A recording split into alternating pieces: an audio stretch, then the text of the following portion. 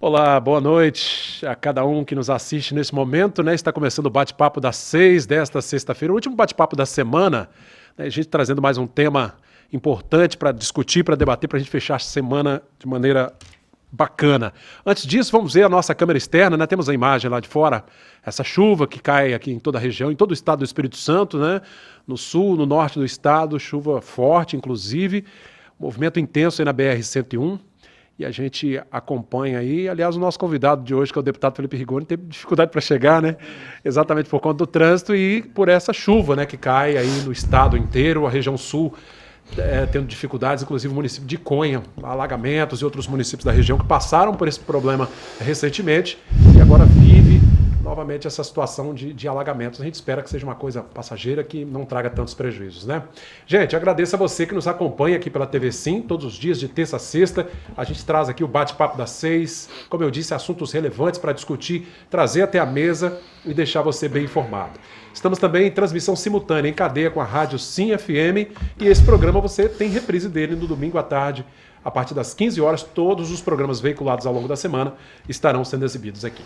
Bom, sem mais delongas, quero cumprimentar os convidados desta noite de hoje. Hoje vamos falar um pouquinho, extrair o máximo de informações com o deputado Felipe Rigoni, né, relacionado ao que está acontecendo em Brasília, né, os bastidores de Brasília. Deputado, boa noite, bem-vindo. Boa noite, Cláudio, boa noite a todos, boa noite, Arilson. Arilson, é um prazer enorme estar aqui falando com vocês essa noite. Maravilha. Conosco também, convidado especial, ajudando a compor essa mesa de hoje, um empresário, membro da ADEL, né, da Aliança Jovem, essa Aliança Jovem tão aguerrida. Arizio Tessarolo, tudo bem? Boa noite, tudo certo, é um prazer estar aqui com vocês, dividir essa mesa aqui com o nosso nobre deputado federal Felipe Rigoni. Isso aí, vamos conversar bastante. Essa jovem que eu participei, inclusive. É isso aí. Verdade. Na política. A Aliança Jovem que discute temas muito relevantes, a juventude aí demonstrando que realmente é empreendedora, busca sempre o desenvolvimento. A ADEL que tem dado uma contribuição muito importante para o município de Linhares, e a gente agradece mais uma vez, em nome aqui do Arizio, a participação da ADEL nesse nosso bate-papo.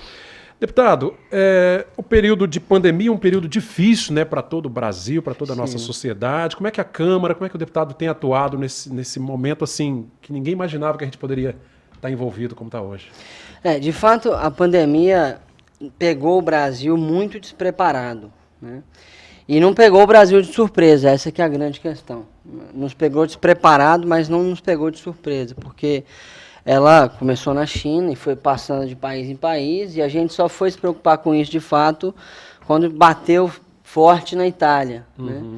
E qual que foi a consequência disso? A gente demorou para começar a pensar, por exemplo, em termos de grandes compras de respiradores, de começar a fazer grandes controles de temperatura em aeroportos, esse tipo de coisa. Então, o começo foi muito conturbado em termos de gestão. Né? Mesmo já tendo pessoas avisando ali, seja o governo, seja a Câmara, nesse sentido. O senhor acha que não se levou muito a sério a dimensão dessa pandemia logo no início? Não se imaginava, isso até o ex-ministro Mandetta também não se imaginava que ia tomar essa proporção. Né? A gente aprovou no dia 6 de fevereiro uma lei autorizando o governo a fazer todas as medidas necessárias. Foi a primeira lei, inclusive, aprovada quando a gente voltou do recesso parlamentar. Mas, de fato, não se imaginou que ela ia tomar essa proporção tão rápido, né?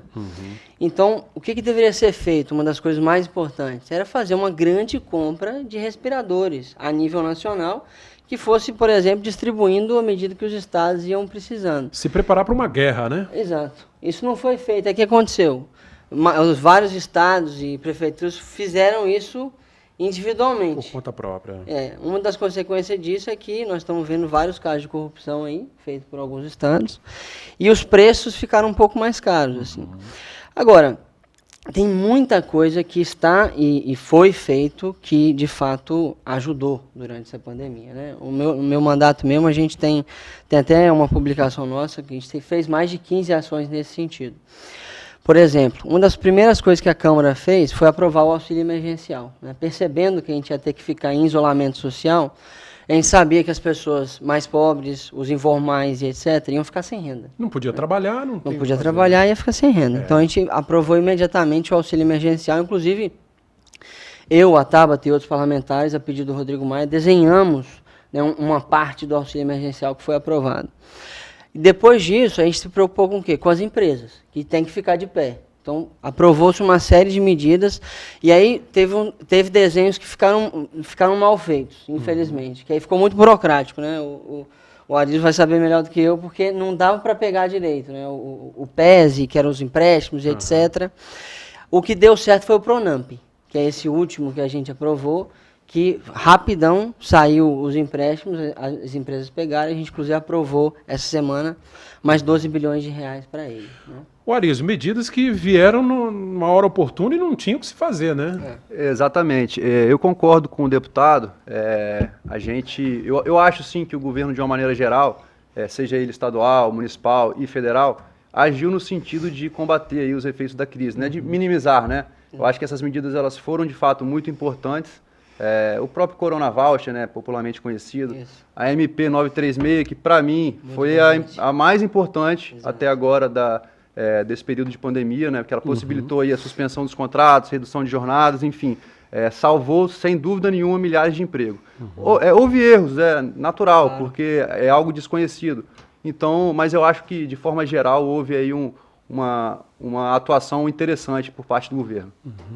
Ô, deputado, mas assim, o governo não agiu de forma meio atabalhoada, a gente viu essa questão do próprio Ministério da Saúde, essa troca de ministro, entra ministro, sai ministro, e ainda a gente está vivendo essa insegurança, isso não O governo não, os governos, todos, governo federal, estaduais e municipais agiram de forma muito atabalhoada. Assim. Eu acho que o grande erro do Brasil na pandemia foi politizar demais a pandemia. Né? Teve até um estudo que saiu internacionalmente mostrando que o Brasil é um dos países que mais politizou a pandemia. E isso é ruim, porque são decisões muito mais técnicas do que políticas que precisavam ser feitas nesse momento. Vou dar um exemplo aqui. A questão do isolamento social. É necessário, é uma medida super dura, mas que foi necessária em vários lugares, mas não era necessário para o Brasil inteiro o tempo todo. Né? Então, por exemplo, o Espírito Santo foi até rápido em fazer a matriz de risco, estabelecer os graus de risco moderado, baixo, alto, etc. Isso foi muito importante e bom. Mas tem estado do Brasil, Santa Catarina, por exemplo, que entrou em isolamento há 100 dias atrás e deveria ter entrado semana passada, na verdade. Porque foi semana passada que a coisa começou a apertar por lá. E como se politizou demais isso, as pessoas tiveram que tomar uma posição contra ou a favor do isolamento. Então, assim, isso atrapalha, e quem sofre com isso, naturalmente, são os brasileiros. Eu acho, deputado, se me permite, o responsável por isso é uma crise que a gente enfrenta há muitos anos, que é a crise de liderança. Exato. Né? Então, seja em qualquer esfera, a gente sente falta de uma liderança capaz de guiar o país numa direção para prosperar, né? Então, acho que isso foi uma das causas da falta de coordenação, como deveria acontecer. Você pega, por exemplo, uma líder internacional que eu admiro muito, é a presidente da Nova Zelândia, a Jacinta. Nova Zelândia tem uma população parecida, um pouquinho menor do que a do Espírito Santo, mas teve 20 mortes. As ações foram muito bem feitas lá. Né? Teve 20 mortes na pandemia inteira. Então, assim, e ela coordenou demais, conversou com a população o tempo inteiro. Então, assim, foi, como diz o Bruno Henrique do Flamengo, um outro patamar de liderança. Chega lá, né? Em todos os âmbitos, assim, estadual, municipal, federal e etc. Então, assim, o grande erro nosso, isso é coletivo, tá? Não é de um indivíduo. Foi ter politizado demais a pandemia. Discutiu-se demais. Ter ficado com essa história assim, é saúde ou economia? Não tem essa. É saúde e economia ao mesmo tempo. Tem que salvar os dois. Senão quebra os dois. Não há outro remédio, né? Exato. Deputado, em meio a tudo isso, né, a gente já está seguindo para o 5º mês, né, de paralisação praticamente total, né? A maior parte da nossa economia paralisada em função dessa tragédia mundial, mas que não tem outro remédio, tem que correr atrás de uma vacina. E, enquanto isso, o auxílio emergencial tem sido realmente a salvação, o sustento de muitas famílias. Inclusive, quero informar a população, neste sábado a Caixa Econômica abre para fazer o pagamento de mais uma parcela, mas até quando, né, o país suporta também essa conta que não é pequena, né? Essa é a minha maior preocupação. Veja, o auxílio emergencial ele não foi só importante para as famílias, ele foi importante para a economia. Assim, se eu for pegar aqui, seja no comércio aqui da região, em todo lugar do Brasil, você vê relatos do tanto que o auxílio emergencial ajudou especialmente os pequenos comércios, né? E as famílias a sobreviverem, naturalmente, Exato, mas os pequenos comércios a girar a economia por ali. Porque foram 50 bi por mês, né? Então, Colocados na economia. eu acabei pegando essa informação na agência Câmara. 285 bi foram gastos até agora, né? Exato. Empregados. Dos 509 bi, são 56%, né? Utilizados Exato. dessa. E aí, assim, qual que é a grande questão? Durante a pandemia, que é um estado de calamidade, é um estado de exceção, de fato, tudo bem, todos os países fazem isso, se endividam demais. Todos os países estão aumentando a dívida pública demasiadamente. O grande problema é o seguinte, e essa é a minha maior preocupação hoje. O Brasil entrou nessa pandemia quebrado. É, a nossa situação Completamente quebrado. Quem acha que o Brasil tem dinheiro, não tem. Para nada. Né? Fizemos a reforma da Previdência, foi um grande avanço, mas precisava de mais umas 5 reformas aí para ajeitar de para fato. começar a caminhar, né? Isso, para botar no caminho. Né? Não ia ajeitar a curto prazo, mas para botar no caminho de ajeitar fiscalmente o país. E aí veio a pandemia, aquele baque. Né? Vai aumentar a nossa dívida para 100% do PIB. E nós estamos numa trajetória de endividamento. Nós não estamos numa trajetória de melhoria da trajetória da dívida. Né? Qual que é a grande questão? Nós vamos ter que fazer uma transição do auxílio emergencial para uma renda mínima, renda Brasil, chama do que quiser. Bolsa, o que for. Bolsa, né? o que você quiser. Que seja maior do que o Bolsa Família, mais robusto, que englobe mais gente por conta da pressão econômica que a pandemia nos trouxe, mas que caiba no nosso bolso. Né? O meu gabinete está fazendo muitos estudos em relação a isso e tem muito pouco espaço, tá? Fiscal para fazer isso. E nós vamos ter que revisar muito programa ineficiente. Tá? Então, assim, vai ter uma grande discussão que vai ter que acontecer nos próximos 3 meses, que é quando o auxílio acaba, para que a gente aprove o que vai ser permanente, essa renda mínima para os brasileiros e brasileiras, e aprove essa transição, porque você não pode também dar um baque, né? Sair de um para o outro do nada. É uma situação realmente que nos preocupa, né, Aris? Porque a gente já vinha de uma situação econômica difícil, começava a querer recuperar e agora... Sem dúvida, principalmente porque, apesar da falta de dinheiro, da falta de recursos, como o deputado falou, a gente precisa investir em determinados setores, né? Como educação, saúde, segurança. A gente não tem escolha. Então, assim, a gente vai ter que tirar aí um coelho da cartola, né? Alguns, né, deputado? Para poder colocar a gente aí no trilho do crescimento novamente. Agora, deputado, em meio a tudo isso... Só um detalhe, assim. À vontade. Porque a questão aqui não é um coelho da cartola. O coelho da cartola seria uma mágica. Coisa que a gente não sabe fazer. Não dá. Mas a gente sabe o que fazer.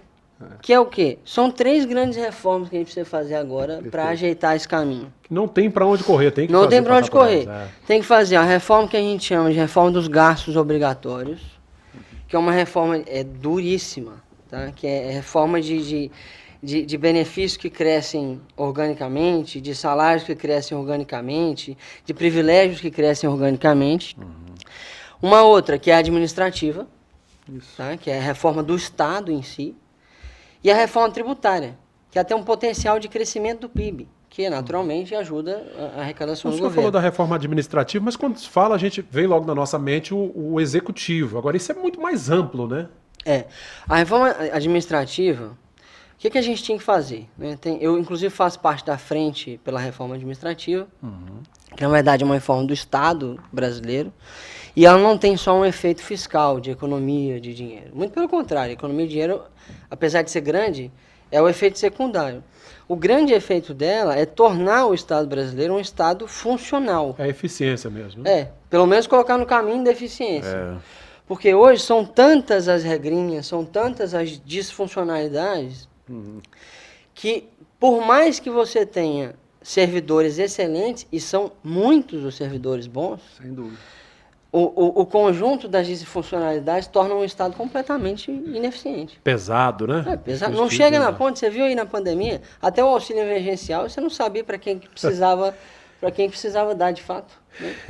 Então, assim, essa reforma administrativa, ela vai envolver o legislativo, aí tem uma que a gente está preparando lá na Câmara para fazer, vai envolver o executivo, que o executivo tem que mandar, e por pressão vai ter que envolver o judiciário. Eles têm que mandar deles. Vou tocar num vespeiro agora aí, viu? Deputado, a gente tem muito assunto para tratar aqui, né, Arizio? E Sim. aproveitar, vamos falar um pouquinho sobre a reforma tributária que o senhor citou aí, porque, inclusive, tem esse movimento, né, do Guedes propondo, insiste nessa recriação da CPMF, mas é um assunto que a Câmara, pelo jeito, rejeita de toda forma, né? Rejeita porque não funciona, veja bem. Não é porque a Câmara rejeita porque é o Paulo Guedes que está propondo, muito pelo contrário. A questão é a seguinte, ele está propondo um imposto sobre transações financeiras, né, que é uma CPMF, no fim das contas. Pode chamar do que você quiser. Com uma alíquota de 0,2%. A gente já teve uma CPMF de 0,38%. Mas naquela época, você pagava de juros, se você pegasse um empréstimo, por exemplo, você pagava de juros mais ou menos 1% ao mês. Então, o que você pagava de CPMF, que era o imposto que você pagava naquela transação financeira, era menor do que o juro, o custo do capital. Só que hoje, gente, a Selic está 2,75%.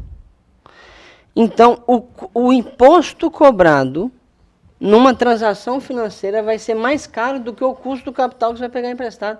Isso vai trazer uma disfunção no sistema de crédito. Isso vai trazer uma desintermediação do dinheiro. Vai ser uma maluquice na economia brasileira. Não tem como fazer isso. Infelizmente, assim.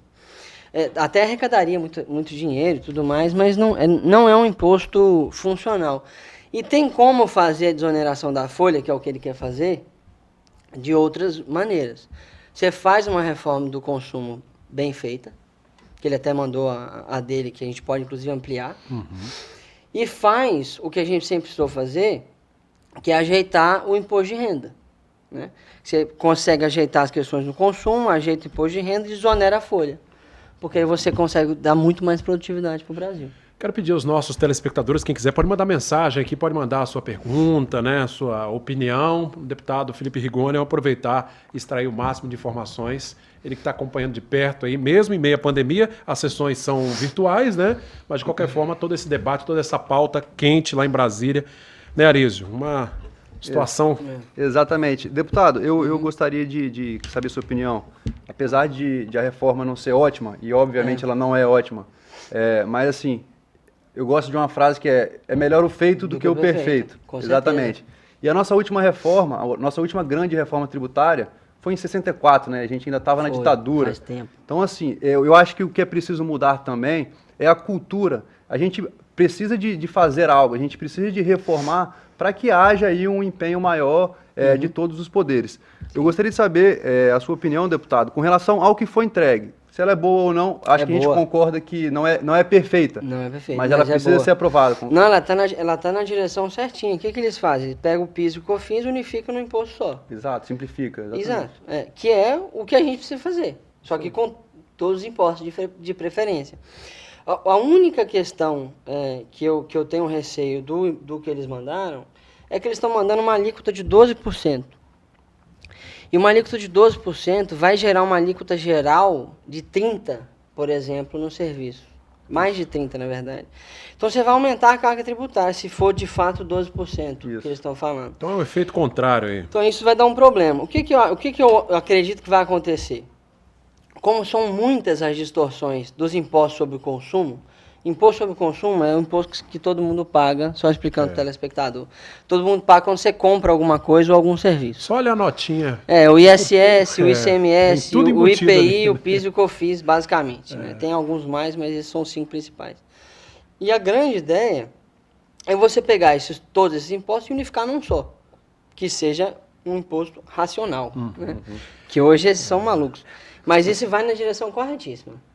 E se for só aprovado isso, ajuda bastante. Ótimo. Aliás, acho que a gente consegue avançar com mais. Você falou sobre o imposto sobre o consumo aqui, né? Nós, brasileiros, não temos essa cultura, né? O cupomzinho fiscal lá, quando você paga, qualquer que seja o produto, ninguém tem aquele costume, aquele hábito de olhar, tá tudo discriminado ali. Exato. Meus amigos, é uma carga tributária severa, né? O Brasil, ele faz um negócio que já deveria ter investido há muito tempo, que ele onera muito mais o consumo do que a renda. E isso é uma maluquice, assim. Qualquer país do mundo onera mais a renda do que o consumo. Por quê? O consumo é que gera crescimento econômico. Exatamente. Né? É a decisão de consumo, de investimento das pessoas que vai gerar crescimento econômico. Depois disso, a pessoa tem a renda. Aí você tributa a renda dela. Quem pode Muito mais, paga mais, né? E quem pode menos, paga menos, exatamente. Todo país do mundo faz isso. O Brasil não, o Brasil faz exatamente o contrário. Aí cria exatamente essa discrepância. É um contrassenso a gente ter hoje as empresas enfrentarem a quarta maior carga tributária do mundo e você não ter imposto sobre a participação nos lucros. Né? Eu acho que isso vai de contra o desenvolvimento. Né? Não, e sem contar que na pessoa física você não tem imposto sobre o lucro, mas na pessoa jurídica você já paga 34%. Exatamente. Que é assim muito maior do que qualquer empresa na OCDE, por exemplo, que é onde a gente está querendo entrar. Ô, deputado, e essa novidade aí já prometida para o mês de agosto, essa nota de R$200, o que de fato se traz para a economia, que impacto traz? Só para esclarecer para o nosso telespectador, né? A partir do a partir do mês de agosto, há essa promessa do governo aí de colocar no mercado essa nota de R$200. Confesso a vocês que eu ainda não compreendi de fato por que o governo fez isso. Tem uma justificativa. Agora, né? Tem uma justificativa. Isso vai na contramão do que está acontecendo no Brasil e no mundo, na verdade. Tá? Tem uma justificativa que as pessoas estão precisando mais de dinheiro vivo por conta da pandemia. Agora, fazer a nota de R$200 não me parece que vai resolver o problema das pessoas precisarem de dinheiro vivo, até porque quem precisa de dinheiro vivo é quem tem mais baixa renda, e a nota de R$200 não resolve esse problema. Né?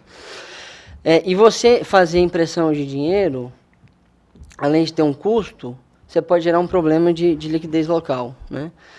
Sem contar que tudo já está virando mais eletrônico, né? Exatamente.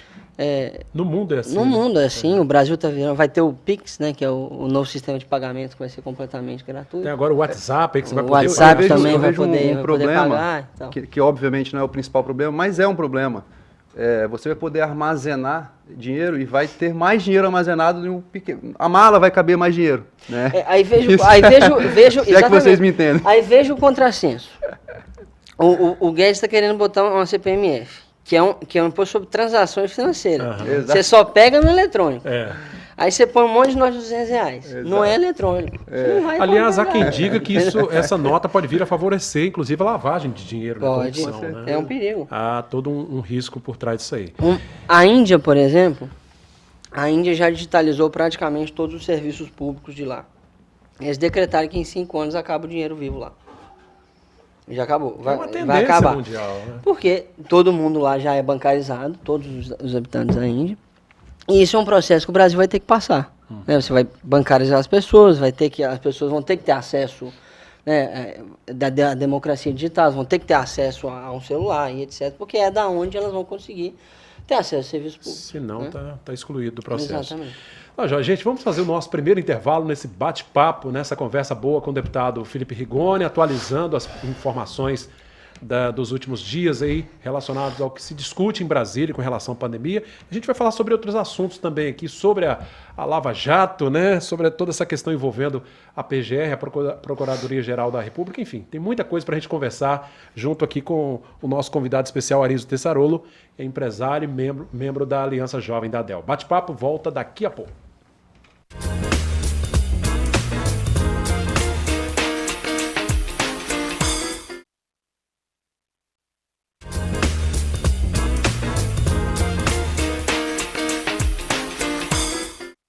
E a gente voltamos com o nosso segundo bloco do bate-papo das 6 de hoje, falando um pouquinho sobre os bastidores de Brasília, sobre as decisões mais importantes, né, em cena nesse momento de pandemia, de isolamento social, e recebendo aqui o deputado federal Felipe Rigoni, um dos representantes capixabas na Câmara Federal. Deputado, vamos falar um pouquinho sobre Lava Jato. A gente viu nos últimos dias, né, todo esse movimento aí, a PGR, a Procuradoria-Geral da República, né, se posicionando. Inclusive a declaração do Aras de fatiar, né, essa questão da distribuição das tarefas na Lava Jato. Como é que o senhor avalia esse cenário? O que está acontecendo com a Lava Jato é um absurdo. Assim. A Lava Jato foi e ainda é a operação mais importante de combate à corrupção da história do nosso país. Ela desvendou uma série de sistemas e esquemas que enriqueciam pessoas que estavam e ainda estão no poder, né? E está acontecendo com a Lava Jato algo muito parecido que aconteceu com a Operação Mãos Limpas na Itália, que é a operação, inclusive, que inspirou a Lava Jato aqui no Brasil. O que aconteceu com a Mãos Limpas? Depois de um tempo, começaram a minar, né, a querer desmontar a Mãos Limpas através de você descredibilizar as figuras que faziam parte da operação. Que é o que está acontecendo, por exemplo, com o Deltan, nesse momento. Está sendo super questionado em vários âmbitos. Assim. Independente de um erro ou outro da pessoa, não se questiona, né, a credibilidade da Lava Jato em relação a isso. Pode ter tido exageros? Pode ter tido. Você corrige os exageros, mas não precisa fazer essa tentativa de desmonte, que é o que está acontecendo. Agora, nós vamos lutar para que isso não aconteça. Tem um movimento, inclusive, contrário agora, né? A proposta de uma CPI, né, da Lava Jato na Câmara. Exato. Isso, imagino que não seja possível passar uma proposta dessa. Não acho que isso vai para frente, não. Realmente não.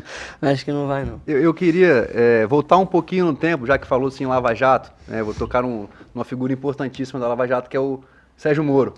Eu queria, na verdade, entender os bastidores, deputado, se você puder contar um pouquinho, do dia que o Sérgio Moro soltou a bomba, né, que anunciou a sua saída do governo.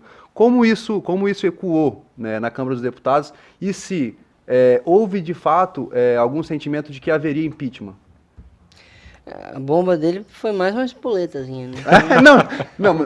Imaginou-se que seria uma bomba, né? Exatamente. No dia a gente imaginou, todo mundo imaginou assim, meu Deus do céu, acabou o mundo. Vai cair o Brasil inteiro, o cara tá saindo.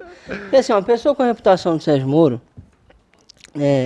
se imagina que, de fato, um movimento como o que ele fez, significasse que realmente haveria algo de extrema gravidade. Exatamente. Tem coisas graves naquela reunião do dia 22? Tem, lógico que tem.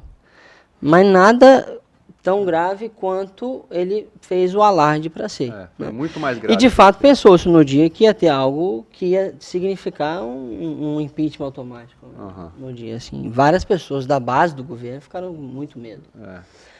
Agora, isso aconteceu também porque, ao mesmo tempo, teve um movimento do governo de aproximação com o Centrão. Sim. Né? E o Centrão não gosta muito do Moro. Né? Parte do Centrão não gosta muito do Sérgio Moro. Por que motivo? E aí teve ali, internamente, também tentativas de figuras do Centrão de minar também o Sérgio Moro e também de descredibilizar a figura dele depois de ele ter saído do governo. Né? Parecido com o que está acontecendo com o Deltan agora, por exemplo. Então, assim, eu acho que foi um movimento meio precipitado e não foi essa bomba toda. Da forma que aconteceu, né? Não foi da forma correta. Que aconteceu, aquele alarde todo, coletiva de imprensa, não sei o que, não precisava daquilo. Deputado, como é que o senhor vê toda essa questão relacionada à imagem do Brasil no exterior, né? Toda essa pressão com relação ao desmatamento, ao controle, né, do desmatamento na Amazônia?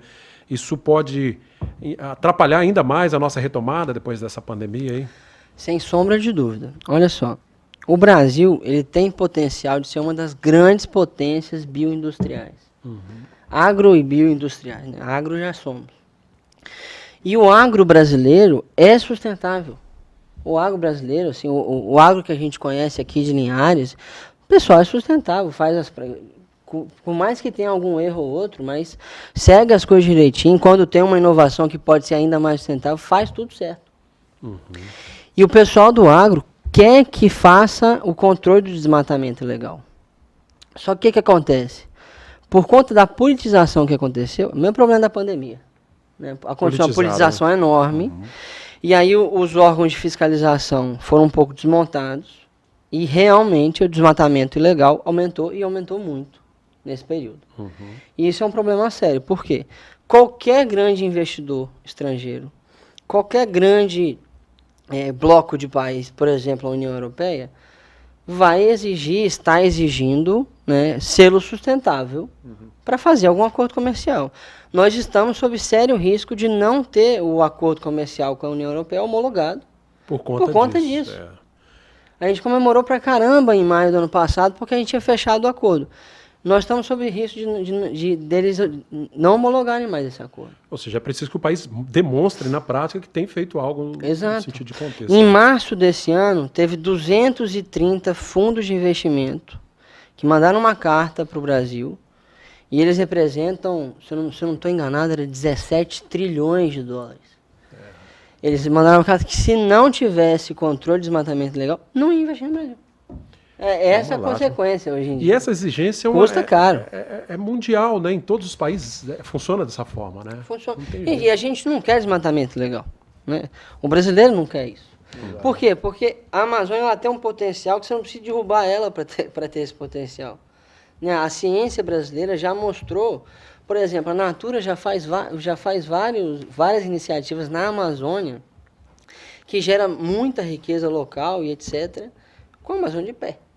Né? Então, o quê? Você começa a investir nessas questões que são bioindustriais. Fitoterápicos, tem muita coisa que dá para investir e dá muito dinheiro. Ou seja, extrair...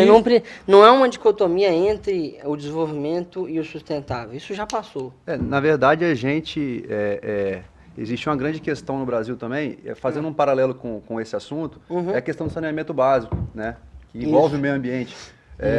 Hoje, 46% apenas da população tem acesso ao saneamento básico. Isso significa que 56% da população joga o seu esgoto exatamente. De forma absolutamente irregular. Então, olha o impacto que isso causa no meio ambiente. E por que isso não é discutido de uma forma tão aberta, tão desenvolvimentista? Eu acho que, como o deputado bem falou, se politiza muito as coisas. Talvez porque isso não dê voto, talvez porque isso não chame atenção. As pessoas que morrem de cólera, talvez, né, são as pessoas menos providas de capital, não interessam aos governantes, né?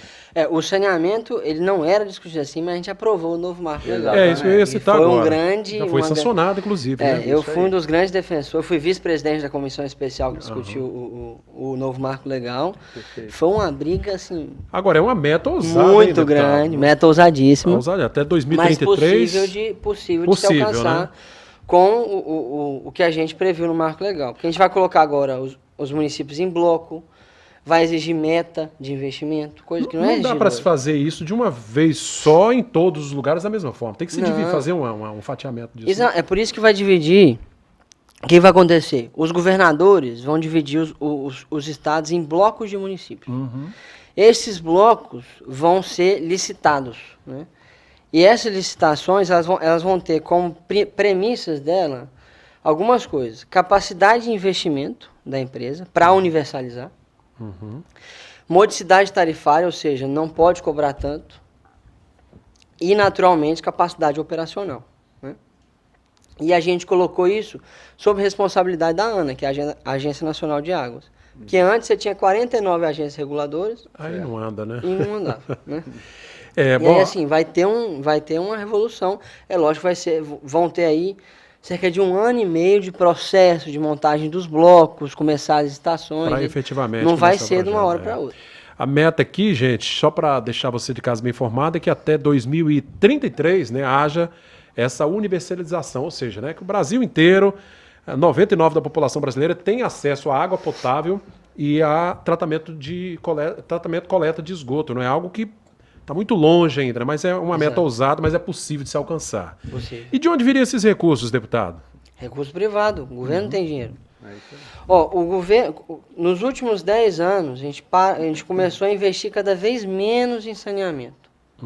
10 estados retrocederam na cobertura de saneamento nos últimos 5 anos. Tá? O Espírito Santo não é um deles, ainda bem, mas 10 estados retrocederam. De onde é que vai vir dinheiro? Do setor privado. Não tem jeito, Está cheio de fundo de investimento querendo investir em saneamento. Porque é um negócio que é ganha-ganha. Né? Dá dinheiro para o investidor, é bom para quem recebe o serviço, é bom para o governante, é bom para todo mundo. É bom para o meio ambiente, é bom para todo mundo. Aliás, o Ari citou algo interessante ali, né? Porque impacta, inclusive, a saúde do cidadão, né? Sem dúvida. Diminui lá os gastos com o SUS, etc. Cada real investido em saneamento, o Banco Mundial já fez essa conta. Cada real investido em saneamento é menos R$4 gasto na saúde. E mais R$2,5 injetados na economia. É muita coisa. Vamos tocando o barco aqui, esse bate-papo com o deputado Felipe Rigoni. Vamos falar um pouquinho sobre educação, né, Arizo? A gente tem esse período de pandemia aí, a gente tem visto Né? A gente, inclusive, tem que se preparar, porque daqui a pouco o retorno das aulas no presencial, Isso essa aí. estrutura... Eu acho que aí, pegando uma brincadeira que o deputado já fez, para que a gente se coloque em outro patamar de desenvolvimento, a gente precisa de olhar para a educação com mais responsabilidade, né? E aí, mais. principalmente para a educação básica. Exato. E aí, fazendo um paralelo, recentemente também foi aprovado o Fundeb, né? O novo Fundeb, na verdade, né? Isso. Porque o antigo está para vencer. Eu queria que você falasse um pouco sobre isso, qual a importância do Fundeb e se existem outros mecanismos além desses aí engatilhados para a gente brigar pela melhoria da educação. Tem muita coisa que a gente pode fazer ainda. Veja, o Fundeb, ele é o Fundo de Manutenção e Desenvolvimento da Educação Básica, né? Ele é a principal ferramenta de financiamento da educação no Brasil inteiro. Por que ele existe? Porque os municípios brasileiros têm diferenças econômicas muito grandes. Então tem município como Salvador, que arrecada na educação R$19 mil por aluno cada ano. E tem município que não chega a R$2 mil por aluno cada ano. E você precisa ali de um investimento mínimo por aluno no ano para garantir ali algum nível de educação básica, né? A grande função do Fundeb é equalizar isso. Legal. E aí o que ele faz? Ele pega o dinheiro dos vários municípios e nos estados ele dá uma equalizada. O que a gente fez no novo Fundeb? Ele fez três grandes coisas. Ele se tornou maior, mais justo e mais eficiente. Ele se tornou maior. A complementação da União foi de 10% para 23%. Isso significa 20 e poucos bilhões de reais a mais nos fundos de todos os estados, todos os anos. Ele se tornou também mais justo, porque a forma de distribuição melhorou bastante. Agora vai direto para o município, não passa pelo estado. Então se torna muito mais justo, né? Agora, de fato, o município pobre é que vai receber. Né? Antes você tinha algumas distorções que o município rico do estado pobre também recebia. Né? Isso era um problema. E ele é mais eficiente agora, porque inclusive por emenda minha, e emenda da Tabra também, a gente vinculou uma parte do dinheiro a resultados de aprendizado. Então 2,5% da complementação federal só será dado para aqueles municípios que aumentaram os resultados de aprendizado dos alunos. É contrapartida, né? Porque, gente, você pode falar o que quiser, mas qualidade na educação é aluno aprendendo. E ponto. Eu queria aproveitar essa sua fala, deputado, e qualidade na educação, na minha opinião, ela está muito...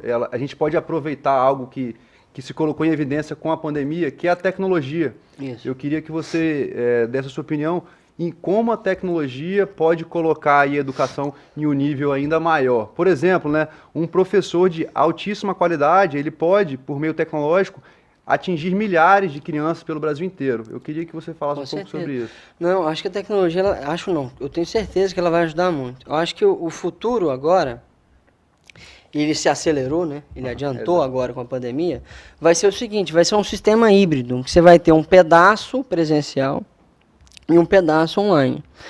E o pedaço online ele pode ser o quê? Aquilo que é simplesmente transferência de conhecimento. É o professor falando quando é que foi a revolta de não sei das quantas. O professor falando quanto que é x mais y. Raiz quadrada. Que é transferir o conhecimento. Isso pode ser feito, inclusive, com um jogo. Né? Tem várias metodologias de fazer isso. E vou atrás do topo. E aí aí você deixa o contato com o professor para o que de fato o professor precisa fazer, que é ensinar o aluno a aprender. Né? Entender como é que se investiga informações, como é que eu consigo de fato extrair de um texto enorme aquilo que eu preciso. Né? Fazer o que um bom professor faz de melhor. Aliás, os nossos professores, vamos fazer aqui um adendo, têm feito um trabalho belíssimo, né? Mesmo em função, né, dessa pandemia, tiveram que se reinventar aí, claro que de maneira às vezes improvisada, a gente vê, infelizmente, a gente não se preparou, como disse o deputado, né, para essa pandemia. Os professores têm dado conta, transmitido conteúdo para os seus alunos, alguns usando os seus recursos particulares, né, privados, para poder entrar em contato. E aqui a nossa saudação a todos os educadores. Deputado, a gente precisa fazer mais um rápido intervalo. No terceiro e último bloco, vamos discutir outros assuntos. Vamos falar também de política. Vamos falar aqui do nosso estado, município de Linhares, aí, alguns investimentos, né, Arizo, chegando aqui para o município, expectativa de novas empresas, e é o que a gente precisa, gerar emprego e renda para a nossa população. Bate-papo, volta já.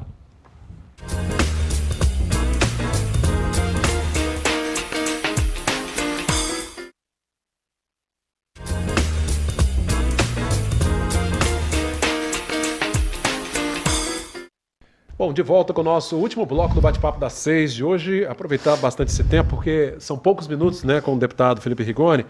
Deputado, durante esse período também, o senhor conseguiu encaminhar algumas emendas aqui para o município, justamente por conta da preocupação com essa questão da Covid, né? Foi possível algumas emendas aqui para os hospitais da nossa região? Foi. A gente conseguiu articular com o governo federal uma verba para alguns municípios, na verdade, não foi só para daqui. Linhares, né? Mas para a Mas a região. gente conseguiu R$1 milhão aqui para a prefeitura, que inclusive já foi pago e está sendo feita a compra de algumas ambulâncias, está em licitação nesse momento, inclusive. Recebi ontem do prefeito o relatório sobre isso. E ainda vai ser pago 730, se eu não estou engano, 700 e poucos mil reais para o Hospital Rio Doce em custeio, justamente para custear gastos com a Covid-19. É um momento importante que os municípios necessitam desse apoio, senão realmente fica, Com certeza, fica complicado, né? Especialmente na saúde, se precisa muito desse dinheiro, porque a Covid e várias outras que continuam tendo, naturalmente, pressionam financeiramente o sistema de saúde. Essa questão econômica traz uma preocupação, mas o momento realmente é de guerra contra essa doença, né, que tem feito tantas vítimas. Não há o que se fazer, né? O nosso principal inimigo nesse momento é a pandemia. A gente não pode esquecer disso. Tinha muita gente, teve uma época que muita gente ficava, né, quando estava confusão política, brigava com um, brigava com outro. Eu falei, gente, nosso inimigo é a pandemia. Para de brigar com os outros. Tem que entender como é que a gente resolve essa pandemia, né? E ela está aí, 90 e poucos mil mortos já, e não para, né? Exatamente. Então a gente precisa, deputado, como é que dar tem um sido endereçamento a isso. a relação do senhor com o governador Renato Casagrande? O senhor ainda do partido dele, né? Está, né, em vias, Por enquanto. em vias de deixar o partido, né? Eu tive Tá nessa briga ainda para sair. Porque eu sou um cara liberal na economia, e muito liberal, inclusive, e isso não cabe dentro do PSB, né? Eu tinha uma carta de independência com o PSB, o PSB nacionalmente não respeitou essa carta. Na Previdência, por exemplo, teve o problema que teve na época, né?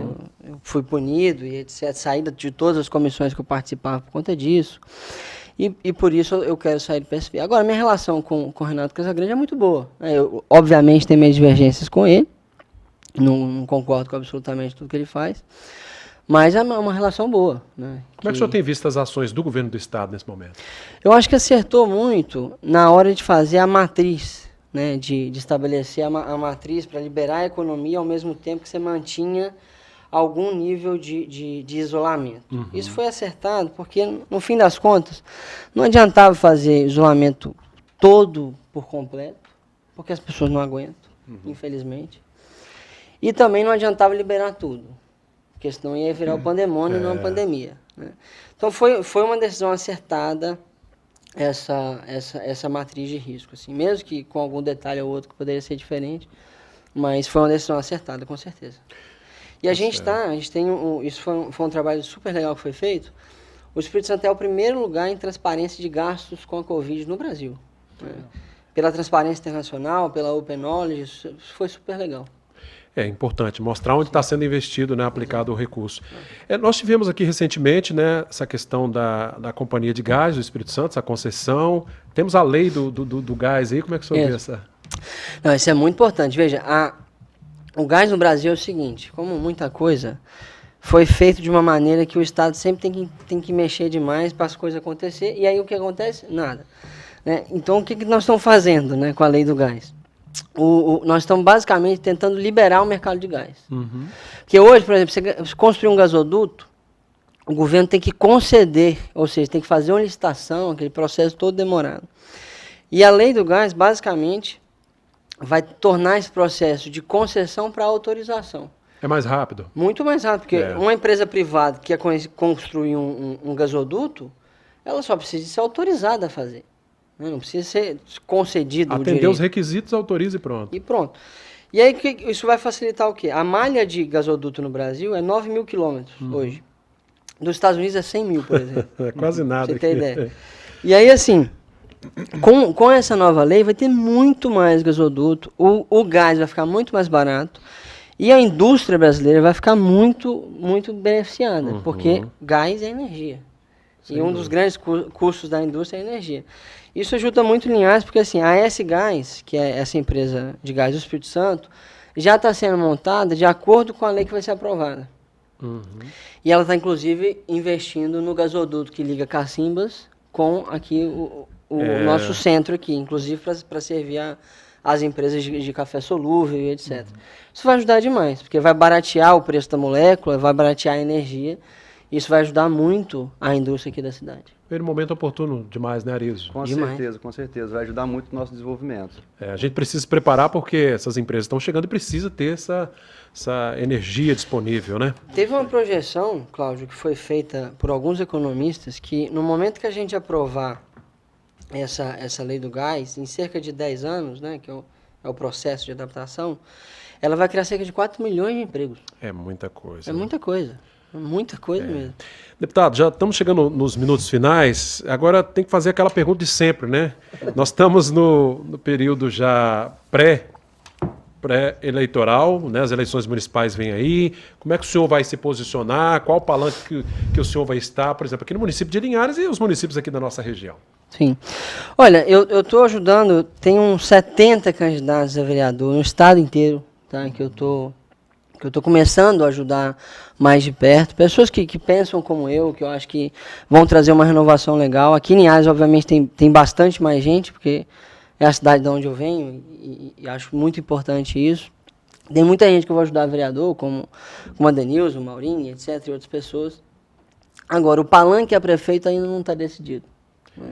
Eu acho que a gente tem que ter uma renovação, mas ainda não está decidido. Eu queria aproveitar essa bola levantada, deputado, e dizer o seguinte: a gente está num mundo, né, e principalmente num país muito polarizado. Ou você é petista, ou você é bolsominion. Então eu acho que isso empobrece muito o debate. Muito. Então eu gostaria, e assim, eu te acompanho, né, na Câmara, vejo que você é um cara sensato. Prova disso foi o seu voto a favor da reforma na Previdência, contrariando o seu próprio partido. Então eu gostaria que você... O que você se considera? Um cara de direita ou um cara de esquerda? Boa, Arizo. Olha, nem de direita nem de esquerda. Hoje em assim, dia tem que ser alguma coisa. Eu não acho que direita ou esquerda não conseguem descrever as coisas que eu acredito. Assim. Tem vários votos que eu dou que podem ser considerados votos de direita. Tem alguns votos que eu dou que podem ser considerados votos de esquerda. Vários que podem ser considerados votos de centro.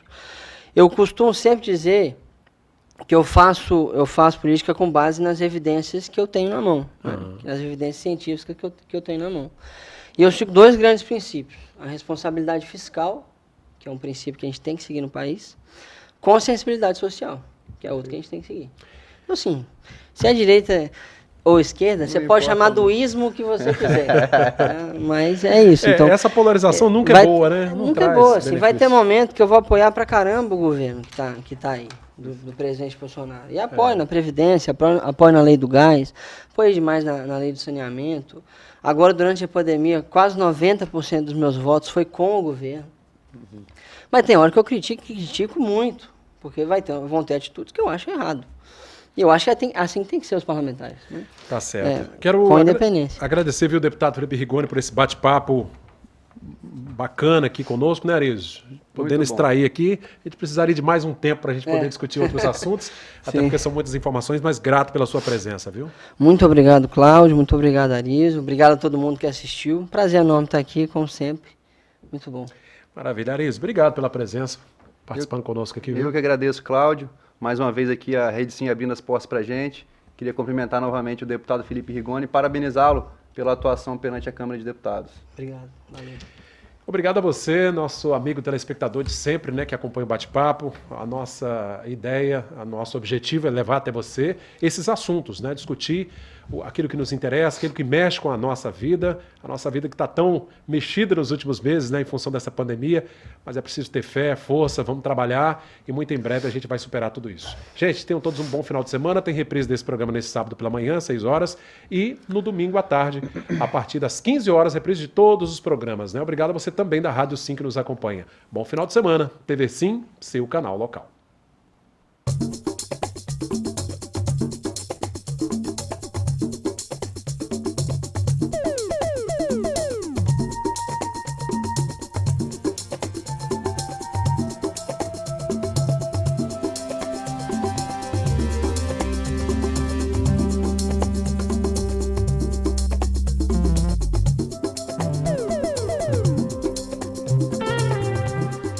Bate-Papo das 6 foi um oferecimento Uniscan, Rio Doce Radiologia e Unicor, medicina de primeiro mundo em Linhares. Faça sua ressonância magnética cardíaca na Uniscan, equipamento de última geração 100% digital. Aqui você tem a opção de fazer os exames de ressonância com sedação. Agende seus exames pelo 2103 5000 Uniscan.